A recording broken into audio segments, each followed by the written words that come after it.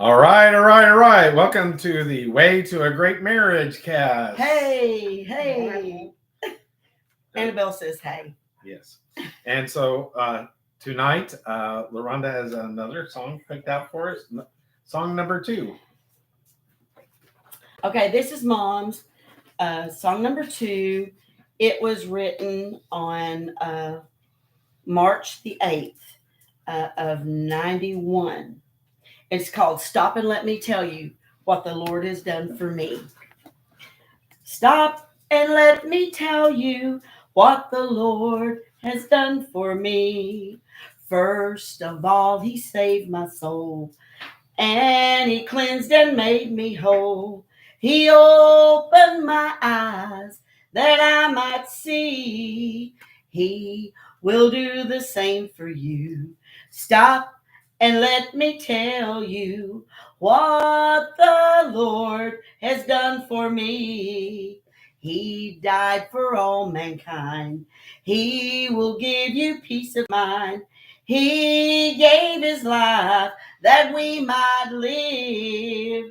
He is great to be praised for His amazing grace. Stop and let me tell you what the Lord has done for me. Stop and let me tell you. Stop and let me tell you. Stop and let me tell you what the Lord has done for me. Oh, stop and let me tell you. Stop and let me tell you. Stop and let me tell you what the Lord has done for me. He is always there. He hears your every prayer. He wants to be your best friend. He will never leave you. He'll be there to guide you through. Stop and let me tell you what the Lord has done for me. And let me tell you. Mom wrote this on. It says inspired by the Holy Spirit, written by Alma Shepherd, 10/25/1995. So I thought you said 90. I thought it was. It was 95. I didn't have my glasses on. Oh. So there you go. They're actually his. I thought you had my glasses on. Not what I was looking though. Okay, let's see if we get centered here. Okay. Let's see here. Okay, and so we did have somebody to comment on last night, said that we should give a step-by-step instructions on how to build trust. Mm-hmm. One of the things that came to me is maybe you could sit down together because I think you should do it together rather than individually. Yes. Sit down and make a list of areas where that you do trust the person. Right. Oh, that's good.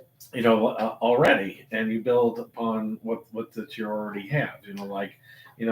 Maybe somebody's good at keep paying the bills like you are, but then somebody, but that's because you're good at spending the money. So, I am. So I don't trust you to not spend all my money. And so so you work on what that you have rather than what that you don't have already, and build upon what that you have. And you have, because the Bible says to show yourself faithful in the little things, and then you'll be trusted with the greater things. And so that maybe that should work in that marriage. What else? I love that. Well, I was going to say, most of the time a couple has different attributes that, one is better than the other. Hey, Terry. Hi, Terry. You're better at some things than me. Sissy always says I'm a very good person diplomatically to divvy out things. Yes, I'm going to have you call somebody tomorrow. Okay. I'm going to have you call the accountant. Oh, thank you. For me and Sissy. All right. Because we're obviously communication is not going well between Sissy and her and me and her. So. Gotcha. But And I Since said, that's oh, your gift is kind of communication. I guess, yeah, I guess that's what it is. But anyway, we, you know, like you said, that's great. First step would be together. It can't be apart, like you said, because someone asked us, what are the steps to earning trust back if it's been broken in a couple? And I don't know if you did if you read the book Fireproof, the No, I companion didn't. book that went along with Fireproof. I saw the movie, but I And didn't read the book. one of the things that in that book it suggests is you write down all of your grievances against somebody. Like we did. Make a list and check it twice. That's the nightmare in marriages. Lots of times we make these lists in our mind of things that we are holding against this person. And that is whenever you fight is brought up. I think that's what you wanted to talk about tonight, how to fight fair and have a good fight. But a lot of times people will bring up the things that become historical. Right. And they got this list of things that they're holding against the person. And I don't like that. Historical? No. Things that you've got against somebody and hold it against them forever. So I've been asked, how do you get over that? How do you get over infidelity? Well, that's what I'm telling you. In the book, it says that you write down everything that you have against this person, your list, and then you pray over it and forgive them for everything on the list, and then you burn it. Burn that baby. And then it no longer exists anymore. Right. Is the picture there? Yes, absolutely. And so, and your forgiveness. So you need to the things that you can't trust them in. And you were talking about, you can't be up there. You can't be a proctologist 24/7 with somebody. That's right. Or else you might have smells that you don't want to deal with. That's right. True. But that's one of the things we were talking about. That's control. That's the problem with controlling. Right. We have noticed. We were talking. I guess we don't want to mention who we're talking to. That people are controlling. They won't let. I've had ex-girlfriends that wipe out every female that was in my phone, or delete all of my friends on Facebook. Right. And whenever I had Facebook, I deleted Facebook in January 2020. So I'm getting chess for that. Yes, you are. And which makes me want to bring up the podcast I listened to last night. They are coming out with the cell phone where that they can't trace us. Remember, that was one of the reasons I got off it. He said that they use our cameras that we don't realize that these phones, where we have them in our bedroom while we're doing marital things, right? That they're videoing and watching and listening to us. It's true. That's why I got off Facebook, because I gave you a national pin. Yes, you handed me a pen. It was one of these national pins. She loves them. I love pens. And so I opened it and handed it to her. Didn't say anything about it. And the next thing, I'm scrolling on Facebook, and there's a national pin ad.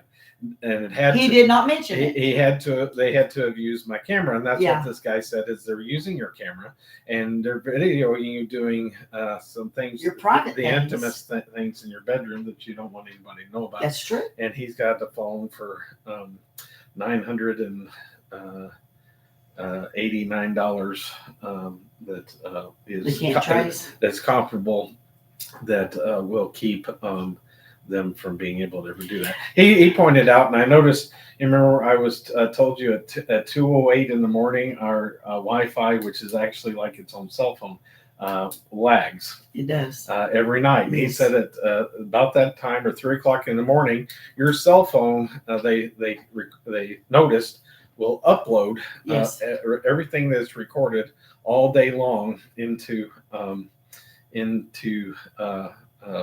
Mark Zuckerberg's back Database. pocket. He's a pervert. He wants to hear and watch you do all kinds of nasty things in your own bedroom. But anyway, It's terrible. so but anyway, I got a little off subject there. But trust.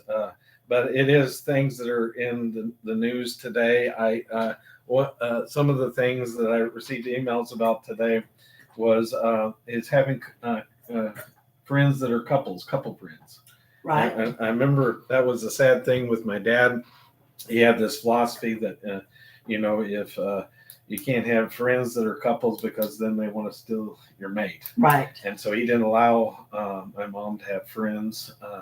And that was really sad. Not couple friends. A couple friends. Yeah. Well, we need to have couple friends. We We do. meet with two other couples on Monday do. nights.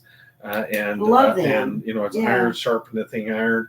The older couples can help the younger couples. You need the old women. That's what the Bible says, that the old women need to help the young women. And that's one of the things that you need with the trust too, is for these young girls to go to the older women and ask their advice and say, am I being too hard on him, or am I not being hard enough on him? Absolutely, they do. And because they have the experience. Right, and that's and it needs to go to couples that have great marriages. I mean, Sheila, I don't think they mind us mentioning their name. They wouldn't. Sheila and Rob's been married. They're in their 80s. They've been married. They're in their 80s. Who knows how upper many years? 80s, upper They've probably 80s. been married 50 or 60 years. And they still hold hands. And then Rob and you know, Lori has been married, 40, a long time, 40 or 40, 50 years. 40 or 50 years too. And so you need these people who have been married for decades and know what they're doing to mentor you as a couple. They do. And that's not, we go for Bible study, but also that's one of the other things that they're doing. So you need those. I love that. You need those couple of friends. The other thing that let's see, where was that? It was 6 4 myths of marriage. 4 myths of marriage. 4 myths of marriage was on this email. What did it say? Well, the first myth is follow your heart. Hallmark. Yeah. Oh, is that what Hallmark teaches you? That's kind of how Hallmark is. Follow your heart. Well, sometimes your heart leads you the wrong way. Right. Guard your heart, for out of it comes the issues of life, is what the Bible says. That's right. And so you have to guard your heart. No, don't follow your heart. Guard your heart that it doesn't lead you down, because if your picker's broke like I was, you wind up with the wrong person over and over again. Exactly. And so then myth 2, do whatever makes you happy. Oh, Woo. That's a doozy. Oh, yes. Well, I mean, you have people who's like, oh, he doesn't make me happy. Well, it's not okay. I'm gonna hold a gun to your head and say, I'm gonna make you happy. Be happy or you die. I mean, you can't make anybody be happy. That's an oxymoron. That that he doesn't make me happy. Yeah.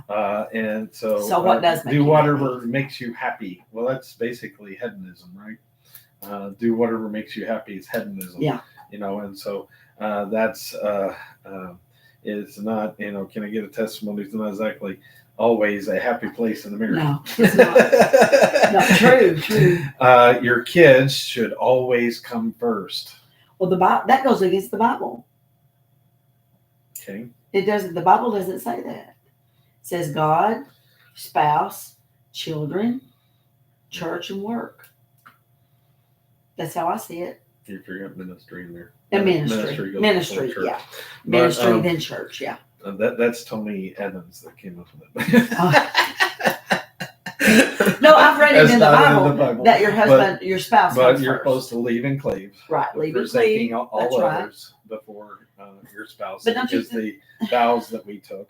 But don't you think the spouse, if you are doing what the Bible says and you take care of each other, it's going to trickle on down to your children anyway. I mean, that's how I always looked at it. This next one gets me. Hide some money from your spouse just in case.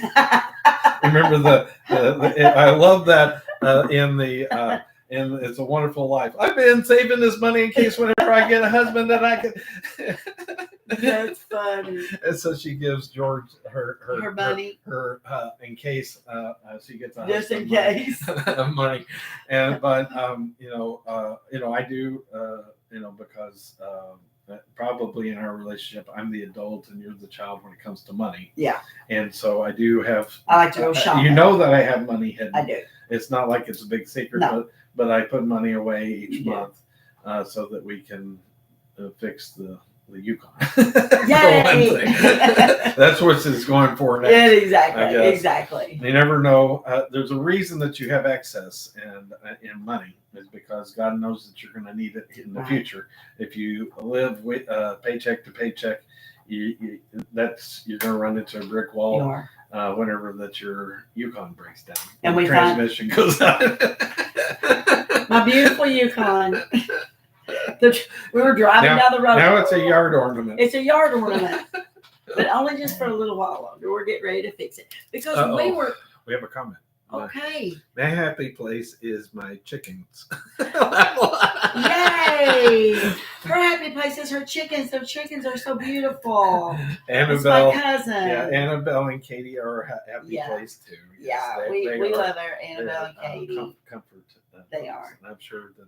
But Terry's chickens Terry's are beautiful. chickens are comfort. Her little chickens. silkies are so cute. True. They are adorable.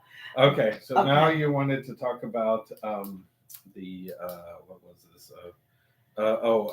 Fighting fair, fighting good. Fighting fair. I had a question asked today, which the very first question was about what our broadcast last night. Could you tell us the steps to earning trust back? You That's not started that. Well, I gave two, but Yeah. What's the end result? Well, I don't know that you here on Earth if you'll fully trust anyone completely. I mean, I mean that's the nightmare is we all let each other down. We're human. We do. And that's one of the reasons I tell addicts, don't do it for your spouse. That's right. Don't do it for yourself because you're going to let yourself down. You have to, like in Romans 6 and 7, you have to do it for Jesus. Right. You have to keep your eyes on Jesus, and because he will never let you down. No. Your He's the only one. Your spouse is always going to let you down, Yeah. and I think that we always will have some sort of lack of trust whenever it comes to that because they're human. Yeah. But as far as we were joking, with the person, and we were, well, if they can steal him, then let him have him. Well, if they want him, he's theirs. And I was saying, in a dating situation, it's better that they steal this person while you're dating than after Absolutely. you get married. I would want to know if someone's a cheater before I'm married. I mean, if they have that disposition, you're better off without them. Yes, you are. So let them. Don't monitor every Moves text they message. Don't monitor their Facebook and social media. I'm not on social media, praise God, but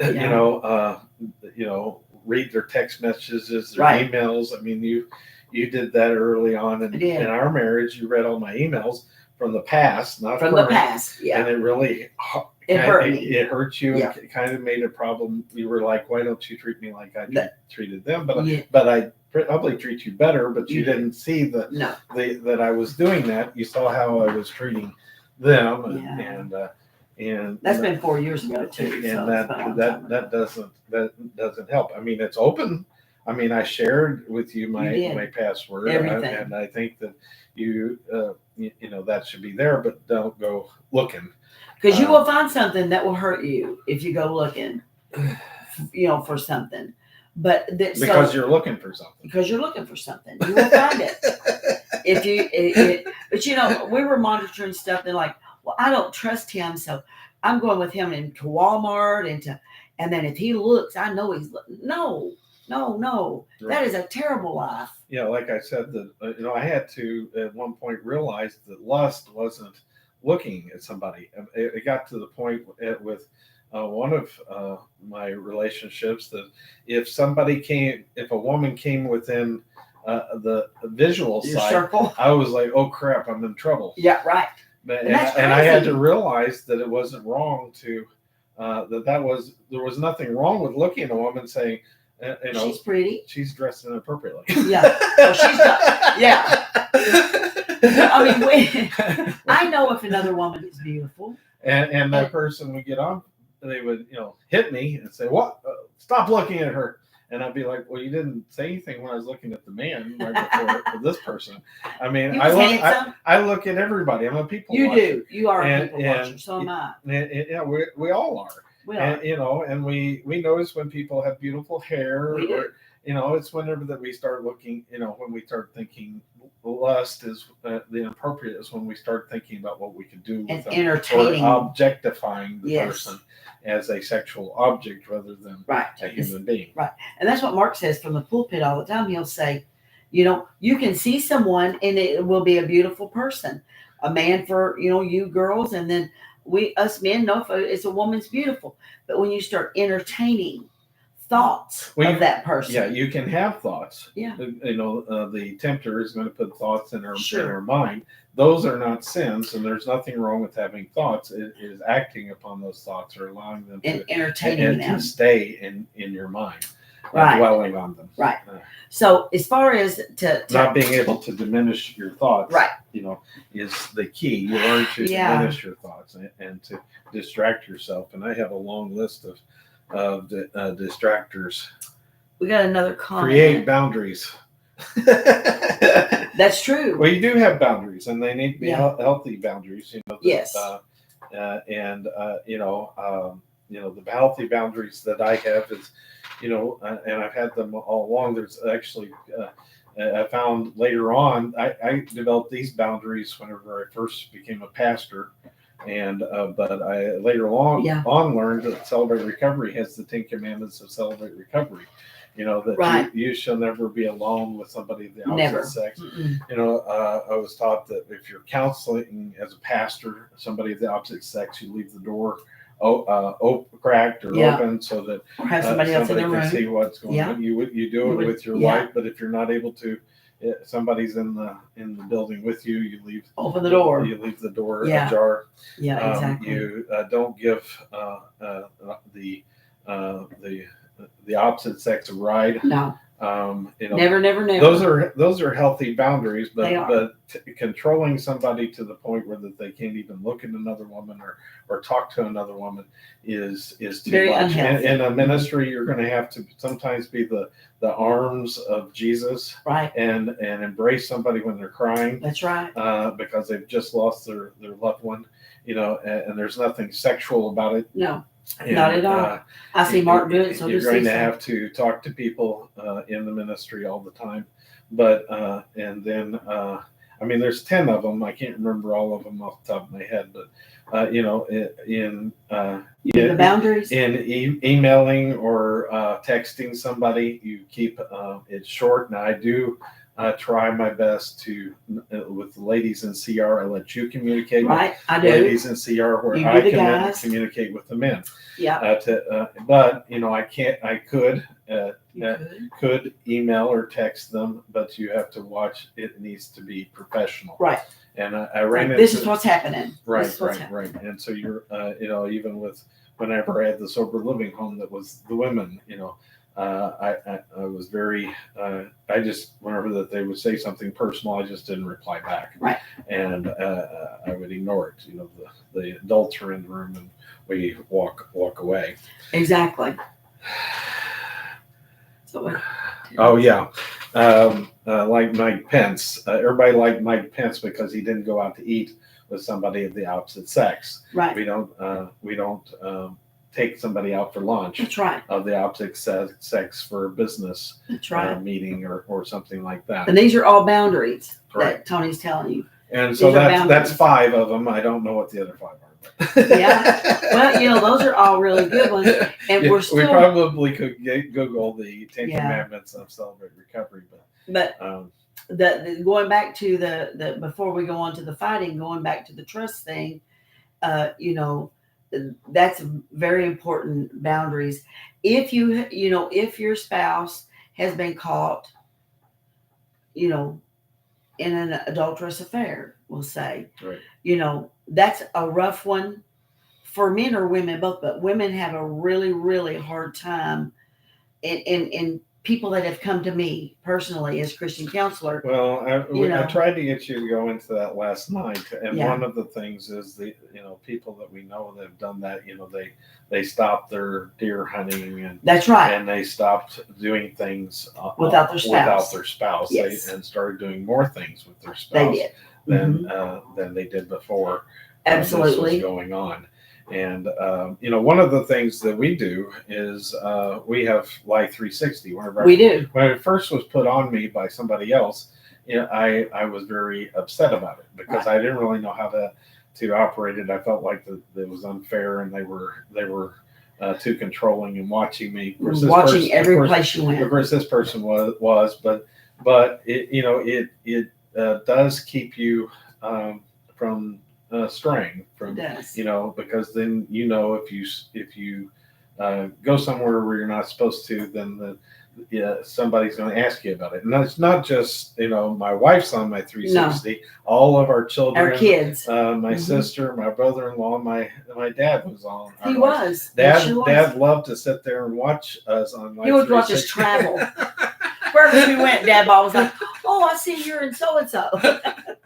So he loved that. So he lived vicariously through us. He did. Life 360. He did. But so there's that. There's Life 360. I think if you have lost that trust, that would be a way of saying, "Hey, you can trust me. Here you go. Here you go. We'll share each other's Life 360." Of course, you have, if you have the same. I think if you have the same plan, I don't know exactly how that works, but you have Find My cell phone. Oh yeah, we've got Find My iPhone. Find My iPhone. Yeah, Find My iPhone. That's my iPhone. Oh, I'm sorry. This is yours. Oh, that's fine. Yeah, we've got. You can on your Find My iPhone. Yes. iPhone knows everywhere you go. I know. I'm terrible with my cell phone. But anyway, that's another way of earning trust is your cell phone. I can. If I want to, I can get to Tony's cell phone anytime I want to because we know each other's codes to our cell phones. If somebody has their code from you, then you can't trust them. That's just how it is. So the trust barriers broke there. I think that would be another step that you could do. Me too. It should come from instead of the wife of the. Well, we're assuming it's that way, but the one who's having trust issues. That the trust has been broken with this spouse. Yes. That the other spouse should volunteer. Absolutely. To go on Life 360 and show them their phone. But now the responsibility. Be careful if you're the non-trusting spouse. Don't dig. No. You're better off not digging. You're better off not digging. His willingness to hand over his phone is building the trust. It is. There's no reason for you to then go looking for something. That's right. You don't want to do that. And dig. But don't be gone with his cell phone for hours. And I don't like whenever that you go out of the room with my cell phone. Oh, okay. I prefer that you stay in the room and I see what we do it together. I observe what you're doing on my cell phone. Right. So I know what you're well, and if he's sleeping and I want to see if he set his alarm, I will get his cell phone, but I will stand there by the bed and say, well, I wonder what he set it for, because now I have found out that we've got an appointment at 6 instead of 7. So he needs to get up at a so-and-so time, so I will do that sometimes. Well, but I don't care whenever Tony wants to get this phone, open it up and look through everything. Well, we both have passwords on it. In fact, Braden has passwords for both of them. Yeah. Braden can get on our phones as far as everybody should. And that's one of the things that I learned is too, a lot of pastors will say that you should not say anything in an email or text that you don't want the whole church, that you can't read in front of the whole church.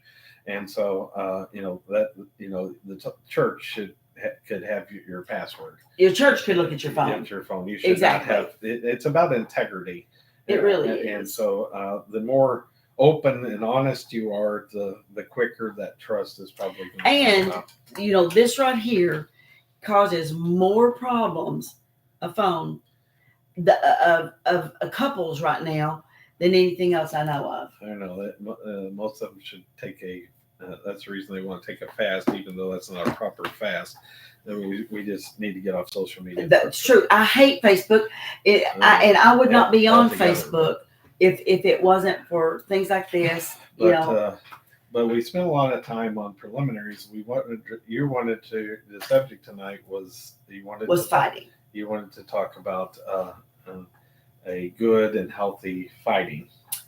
Because if you're married to somebody, you're going to end up disagreeing on something. I don't care if you're both the best Christian ever was, you love Jesus better than anything in the world, you are going to disagree on stuff. I'm thinking there are two styles of fighting. You can tell me if there's more. There is venting, and there is running away or shutting down. Shutting down. And so venting is unhealthy because you're saying things that you really don't mean. That you really don't need to hear. If you want to go vent to a good girlfriend, right? A healthy girlfriend, not at the water cooler at work. Find you a good, healthy Christian mama, like that was in the War Room. Yes, she I love that would movie. go and vent to the girl, and then she would tell her how stupid she was. Yeah. You want, what the proverb is, that a wife can tear down their home. Yeah. And so, or they can build it up. They can. And I want to build my home up always. And so, Never want to tear venting it can you're tearing down your home. You are. Yeah. Men have a tendency, and that's what women tend to do. They vent. We do. And when the woman starts venting, then the man runs. Shuts down. And he shuts down. He shuts down. Yeah. And so shutting down is just as bad as venting. Right. And women wants to hear, and most of the time men completely stop talking at all. Women want to talk. Okay, it's been already said, but we want to talk more about it. And sometimes you need to. There's a couple of you may need to set boundaries, as Tracy said. Terry. Sorry, Terry. The tea lady. Yes. I should Terry know and Terry. Teresa. There's too many. There's too many Terrys and Teresas in this world. In Lorenzo's life. Yes. But Terry, as she pointed out, boundaries, but there's rules to fighting, and you want to set these up beforehand. Rather than you may need to take a break. Maybe it might be a good thing, instead of shutting down, you just say, hey, let's take a 5-minute breather. Yes. Let's walk around the house separately and come back, and let's talk about this again when we're not so emotional. Right. And then, setting a time limit on each other. Right.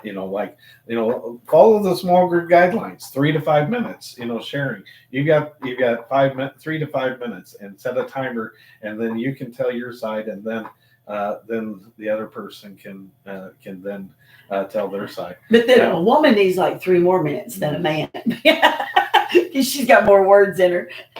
Exactly. But that's why that you set the time. I know. The other thing is, like we were talking about the first night, is because you might create a bad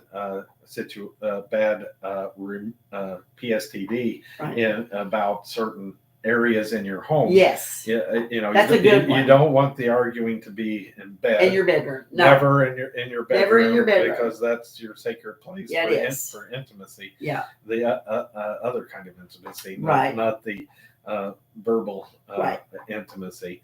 And then your kitchen table shouldn't be a place, no, for that or that you feel comfortable together, and and that's where I early on said, well, let's make it in the car, because we were traveling all the time. 2 hour 2 hours a day in the vehicle, and We that was a did. good time for you to converse, because it was every night. It was. Every night you wanted to talk and Talk about the day, talk when about we our got in stuff. bed, and I wanted to go to sleep. Yeah. I was like, hey, how about so and so? He's like, I'm sleeping. I I'm like, finally got tired enough to go to sleep because I have insomnia, and here you want to talk some. I know. I don't do that as much anymore, do I? No. I don't know, I usually but try to go to sleep. I can remind you of the boundaries of, Yes. of safe fighting. The weapons of mass destruction is, we talked about that early on.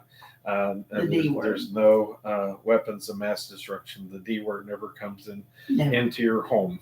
And it's never discussed. Never. Because it's even, really biblically you're given a reason for divorce if from infidelity, but there's really no reason for divorce.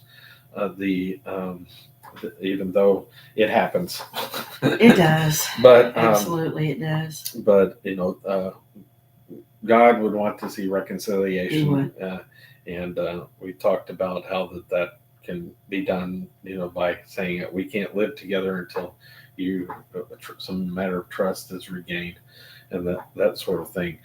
If it is that bad, If it's that bad, yeah. if there's a physical abuse or infidelity or an addiction, Yeah. that boundary needs to be set where, I can't live with you. You're going to have to move out until you stop this behavior. And it should be the person who has the inappropriate behavior moving out. Right. Not the other one. And probably making some support for the person that is living there. And two, that's where we come in with Celebrate Recovery. Any hurt, hang up, or habit that you have is what we talk about in Celebrate Recovery. But as far as fair fighting goes, well, I think following the guidelines, using I and me statements, we were talking about that earlier. Yeah. Is I believe you're an idiot. I believe you're an idiot. No, you are an idiot. I believe you're an idiot. That's an I statement. That was funny. I feel like you don't know what in the heck you're talking about. Yeah, I feel this is me. This is just me. Yeah. No, for mine and yours, if we're gonna be honest with each other, when we have fought, and we have not fist fought or nothing, but when you have a really bad disagreement with somebody, it has to come to a close, and then, like Tony said the other night, we end up laughing. We have to. That's what we do. Laughing at yourself. We do. We laugh at ourselves. I laugh at myself. He laughs at himself. Like, I was so goofy. What's wrong with me? Or what do you think about that? I mean, yeah, but that can be, like I said, as I've said several times, that seems to be a trigger for people with high conflict personality disorders, because they think you're laughing at them. Yeah, but that we know that's instead not of the laughing case. at ourselves, Yeah. or laughing at ourselves, so that doesn't always work, but it does for us. Yeah, it works. We don't have that. That does for us. But somebody said, "What is fair fighting?" They asked me that today. What is fair fighting? Well, I think that I have, that we described that. Kinda, if you, yeah. I guess I need to dig out the small group guidelines, but it basically, if you follow the small group guidelines, that is, you will have a fair fight. Yeah. But most people don't know our Celebrate Recovery Fair, Small they group don't guidelines. know. Yeah, they do not know what it is. But I just think I'm very and like I said, not becoming historical. right. You can't bring up things that you've already dealt with. Right. If you've come to an agreement on something, this isn't. You don't throw the kitchen sink in an argument. It's not, because the problem is the winner loses. Right. And if there's no winner in an argument. No. You're discussing things, and so if you are coming in to actually argue and to just want to be the winner of the argument, you automatically lose. Well, there is no winner. I mean, it has to be And if you know. use the D word, or if you become historical, or if you you become abusive or these things, you're automatically the loser. You are. of the discussion. You And are. that's most that's what these people on the campuses don't realize these days. They haven't been taught how to discuss things. Right. Um, That's true. In college, obviously, and because when you start calling names, and you start doing these type of things, you lose the battle automatically. You do. You have been marked up. We were talking about the other day that paying back, but revenge. Yeah, but, no. But if the person walks away, whenever that somebody has started this crap, not fighting fair, if they choose to be the adult and saying, "Well, you're just being childish," and I'm not going to, we don't, the adults can talk. Yes, the adults can talk. But, the kids and the adults don't talk to kids. That's don't true. Discuss things with kids. That's so true. that would be a time to walk away and say, adults can talk, but you're being, I feel like you're being childish right now. And I feel like you have lost this argument since you want to argue instead of discuss. Yeah, there's difference in discussing and arguing. My mom and dad were married 61 years, right? And I never heard them scream at each other, not one time. And all the time I knew them. I didn't know. Did your mom and dad scream? I never knew of my parents fighting. They had one fight. It was over, mom had messed up the checkbook. Oh no. She had to go. I went with her to the bank. That's and funny. They had to show her how to do her checkbook. Oh. And she was so right. Thought she was so right, and I always thought we were broke because of that. And so I never asked for any money because that was the only time that I ever saw them fight. But other than that, no, they always fought whenever I wasn't around, I guess. But Dad, it was basically Dad could just sort of start to get upset, and the fight was over. Well, anyway. Actually, I remember one fight that Mom and Dad had one time. Okay. And it was up at the cabin, so I was older, and they fought when they were putting up wallpaper. Oh, they disagreed about the wallpaper. Oh, remodeling or building is the worst thing you can do as a husband or wife. He kills me. It breaks up more marriages than anything else.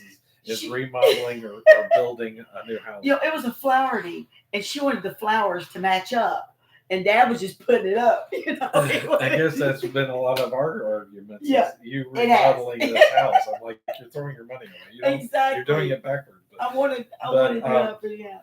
But but that didn't teach us how to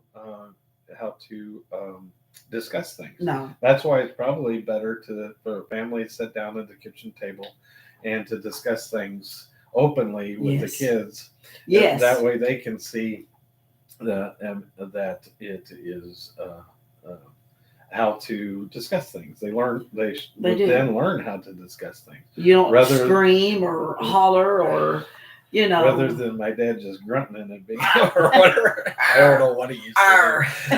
But I don't know if he could just say, "Hey, now," and she would back down. But right. They were both clerics, so I don't know how that happened. Yeah. But anyway, I don't know how in the world she ever backed down. But I think I hope that you all feel like we've covered like trust. How do you earn it back? What are steps for the trust? And now, what is fair?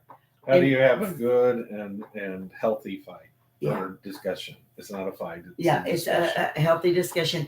And how does it end up resolved? And that's it may not be resolved.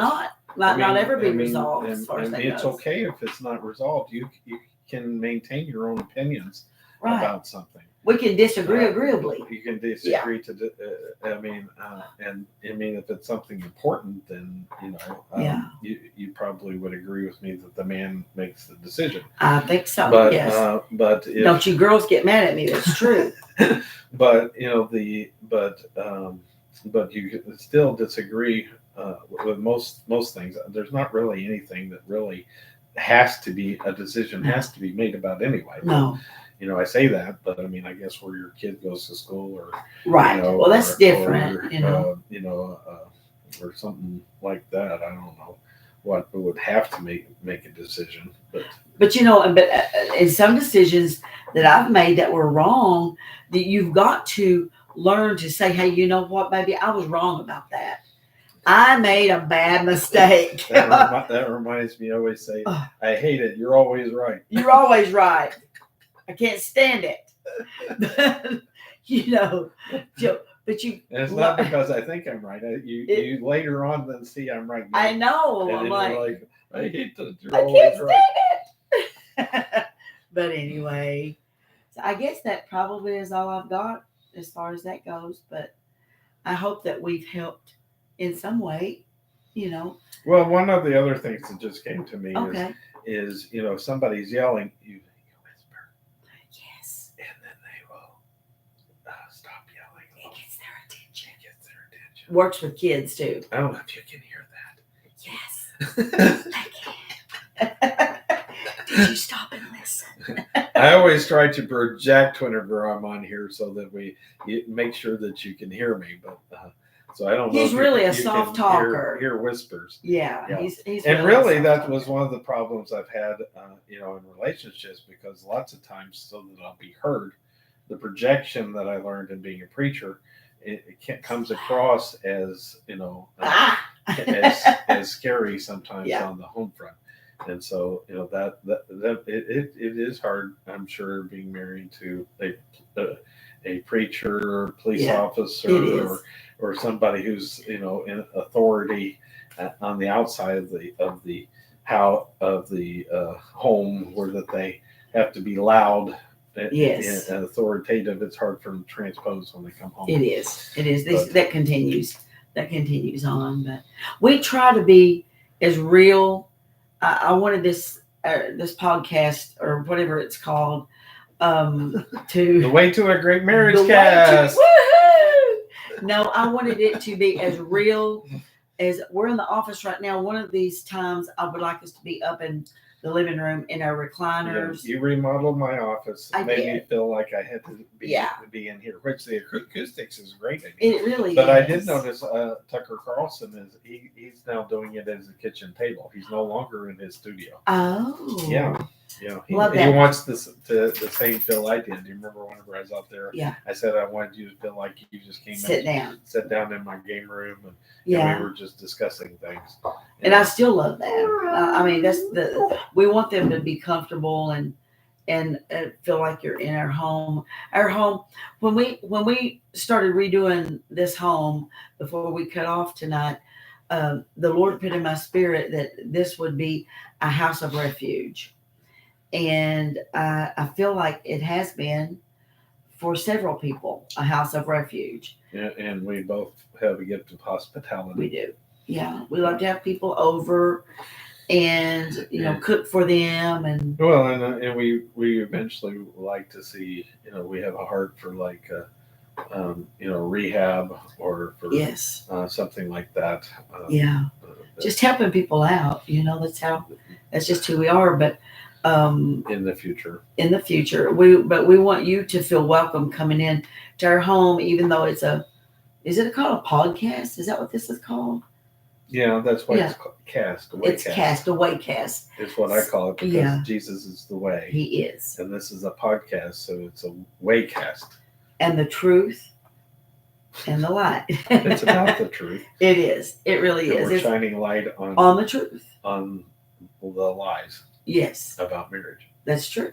We want to shine light on lies about marriage. So anyway. Okay. All right. That's probably one of our longest ones, isn't it? Yeah. Sorry we went so long. No, we haven't went over an hour yet. But anyway, so Au revoir. Au revoir. Hasta la vista. Hasta la vista. C'est la baby. vie. C'est la vie. Good night to you. And Good yours. night to you and yours.